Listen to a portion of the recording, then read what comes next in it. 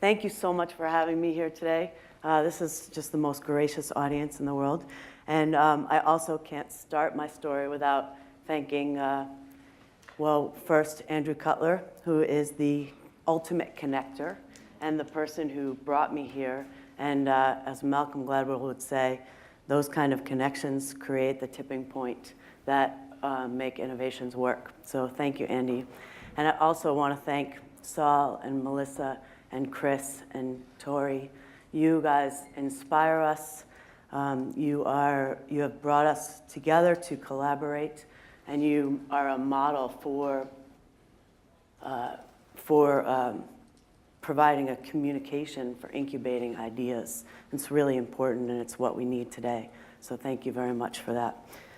I would like to tell a story about myself, along with a series of short stories about innovative projects I have had the fortune to work on. This is a storytellers conference. So I want to tell a story within a story to stress the importance of stories in innovation. It will make sense by the end, I hope. First, I have to ask you to think about a few things. I wish I could see you, but you can think about it. The first is to think about, who are you?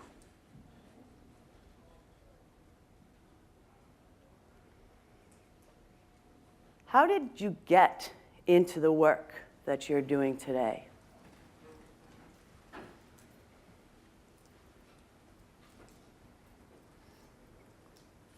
What makes you uniquely qualified to do that work?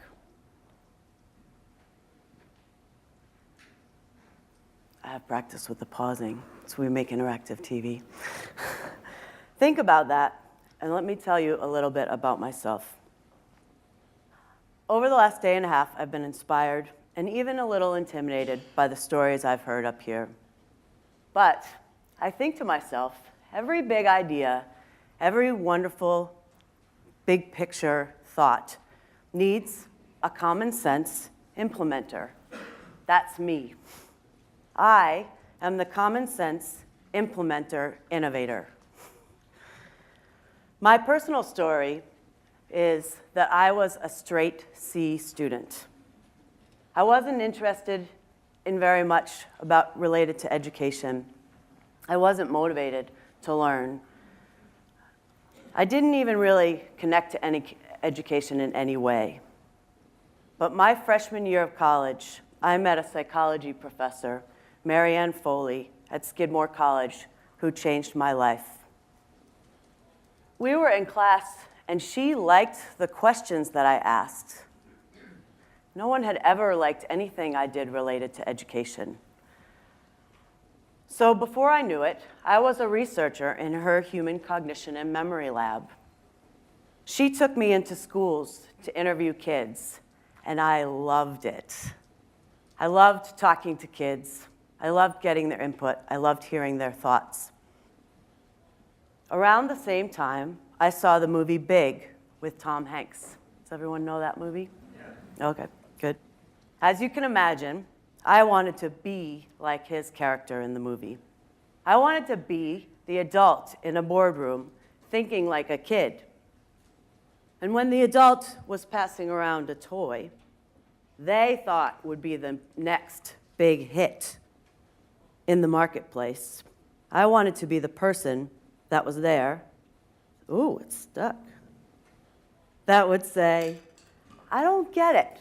This is actually a really fun toy, so I would never say that about this, but you get the idea.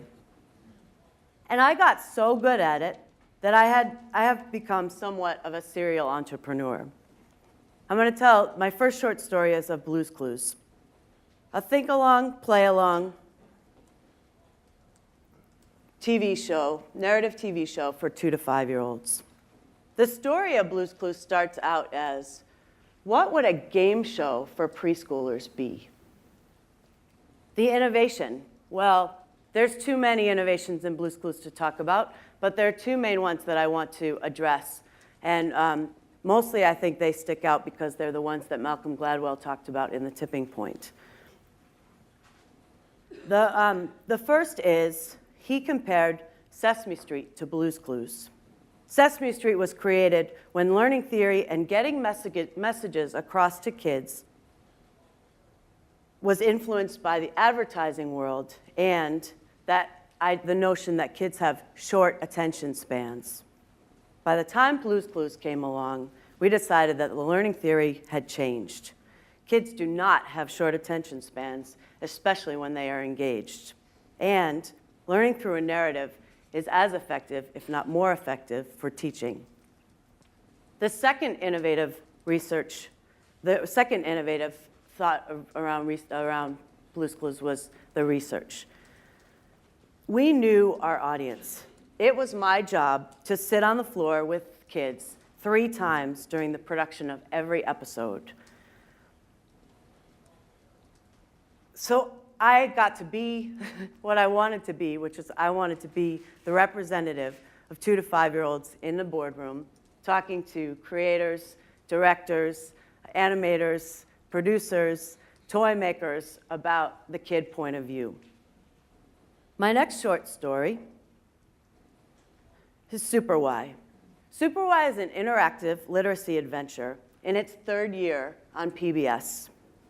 The story of Super Why is that this was actually Angela Santomero, the creator of the show's master's thesis at Teachers College, Columbia University.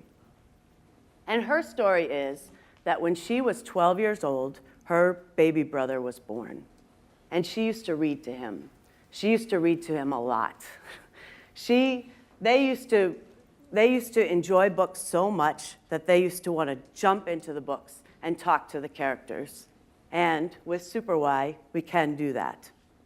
At the same time, the Department of Education, during the end of the Bush administration, was focusing on the importance of literacy.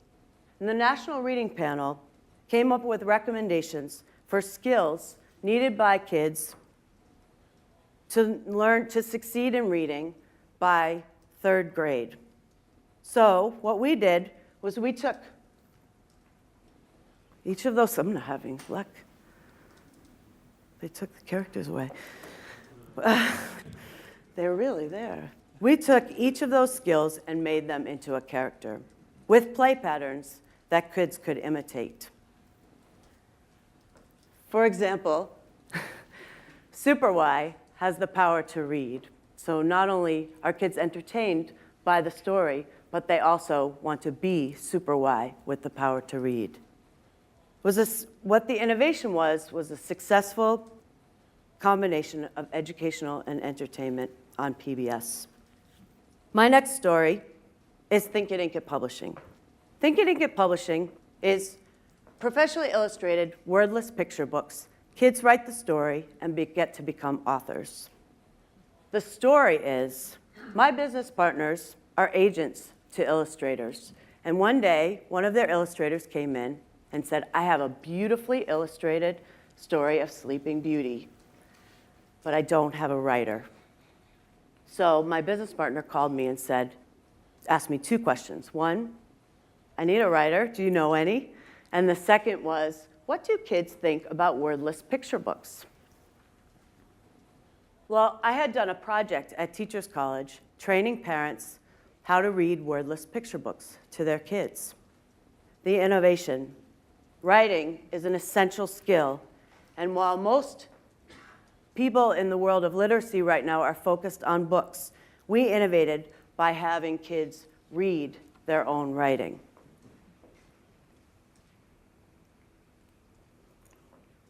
My next short story, are you holding in there? Is Kiddo's Computer. Turns your computer into your kid's computer. The story, kids want to be on their computer just like their parents. And quality kids content on the internet is hard to find. David Van Osdal, the founder of Kiddo's Computer, had 2 children, and he was in the investment firm. He was working in an investment firm. But he always did science Sundays with his children. And he had a very hard time finding quality content to teach them. That was problem number 1. Problem number 2 was they spoke German in his household. And they wanted their kids to grow up learning German as well. So because they knew German, they could get on other websites, read about it, find content, purchase it. But then when they brought it home, they couldn't play it. So now they had to go get a DVD player, and a special technology in order to even play this content. And then worse yet, their sons were learning Greek in school, and Greek was something that they had no idea about. So there was no way to get content for them. So the innovation is an iTunes-style portal for children's digital content that keeps kids safe from the internet and also parents' computers safe. And lastly, at least for now, go full circle. Excuse your picture. I go full circle back to the beginning of my story. I was not an inspired student until I found the teacher that made the light go on for me, the aha moment. So my story unfolds, and through that story, I am uniquely qualified to play a part in changing and impacting education for kids by talking with them and finding out what works for them. And I'm very excited to hopefully work with BIF on the student lab experience.